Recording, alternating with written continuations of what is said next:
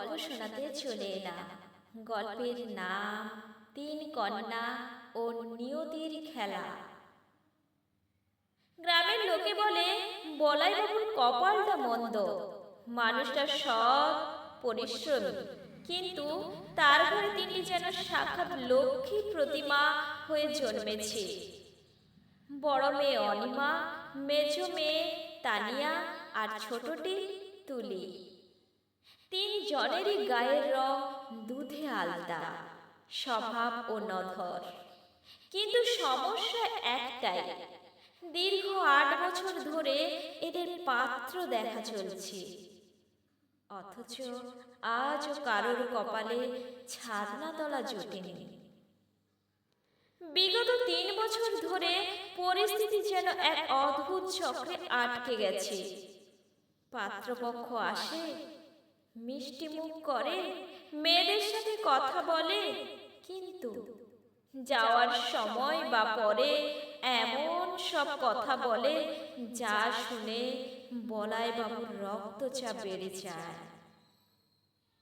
অনিমার বেলা, কেউ বলে মেয়ে বেশি লম্বা, বরের চেয়ে বড় দেখাবে। কেউ আবার বলে মেয়ে কি একটু বেশি শান্ত, আজকাল যুগে একটু চটপটে না হলে চলে।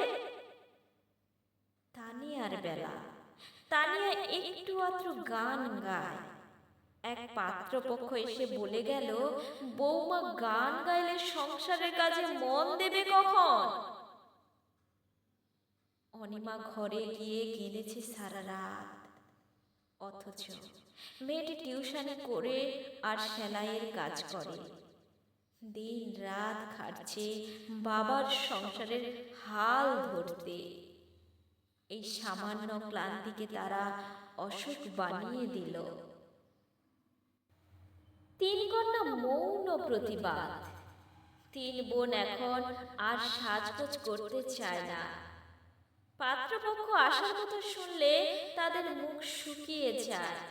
তারা বুঝতে পেরেছে মানুষ রূপ দেখতে আসে না, আসে বিচারক হয়ে দোষ খুঁজতে। তুলে একদিন বলেই ফেললো, বাবা আর কতদিন আমাদের এভাবে হাটে তোলা গরুর মতো দেখাবে? যারা আমাদের গুণের কদর জানে না, তাদের দৌড় গড়ায় কেন বারবার মাথা নোয়াচ্ছ? বলাই বাবু সেদিন নিরুত্তর ছিলেন। তিনি উপলব্ধি করলেন এই ৮ বছরে তিনি আসলে পাত্র খোঁজেননি, খুঁজেছেন এমন কিছু মানুষের স্বার্থপর যারা তার মেয়েদের মানুষ হিসেবে সম্মান করবে না। কিন্তু সমাজের এই বিষাক্ত খুঁতখুঁতানি যেন এক দুর্ভেদ্য দেওয়াল। বলাবাবু ঠিক করলেন আর নয়। তিনি মেয়েদের ডেকে বললেন, তোরা আর কোণে সাজবি না, এবার তোরা নিজের পায়ে দাঁড়া। অনিমা তুই সেলাইয়ের বুটিক খোল, তানিয়া তুই গানের স্কুল কর, আর তুলি তুই চাকরি কোচিং নে। বিয়ের যে জীবন অনেক বড়।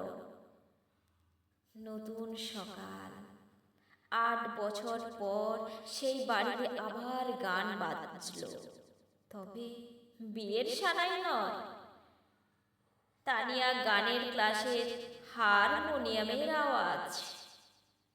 অনিমা স্কুল করলো, অনিমা শুরু করলো বুটিকের কাজ, আর তুলি মন দিয়ে চাকরি পরীক্ষায়।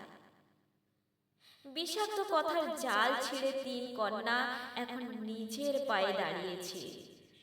সমাজের সেই খুনি কথাগুলো আজ আর তাদের বিঁধতে পারে না, কারণ তারা এখন আত্মবিশ্বাসে বলীয়ান। গল্পটি ভালো লাগলে আপনারা জানাবেন।